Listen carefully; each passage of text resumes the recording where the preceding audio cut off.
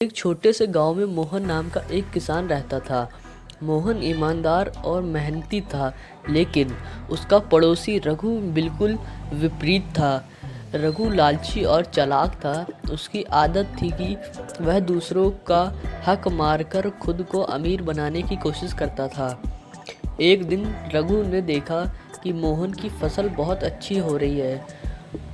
उसने सोचा, अगर मैं मोहन की फसल चुरा लूं तो मुझे बहुत फ़ायदा होगा। इस योजना को ध्यान में रखते हुए वह रात में मोहन के खेत में घुस गया और कुछ अनाज चुराने लगा।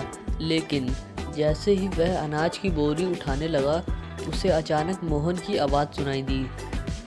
कौन है वहाँ? मोहन ने कड़क आवाज़ में पूछा। रघु घबरा गया और बोरी छोड़कर भाग गया। मोहन ने अंधेरे में कुछ नहीं देखा, लेकिन उसे शक हो गया कि कोई उसकी फसल चुराने की कोशिश कर रहा है। अगले दिन मोहन ने गांव वालों को अपनी परेशानी बताई। गांव के मुखिया ने सबको इकट्ठा किया और कहा, हमें मिलकर इस समस्या का समाधान करना होगा। मुखिया ने एक योजना बनाई। उन्होंने गांव के चारों ओर पहरेदार नियुक्त किए और खेतों की निगरानी करने लगे। एक रात पहरेदारों ने रघु को फिर से मोहन के खेत में घुसते हुए देखा। उन्होंने उसे रंगे हाथों पकड़ लिया और गांव के मुखिया के सामने पेश किया। मुखिया ने रघु से पूछा, तुमने ऐसा क्यों किया?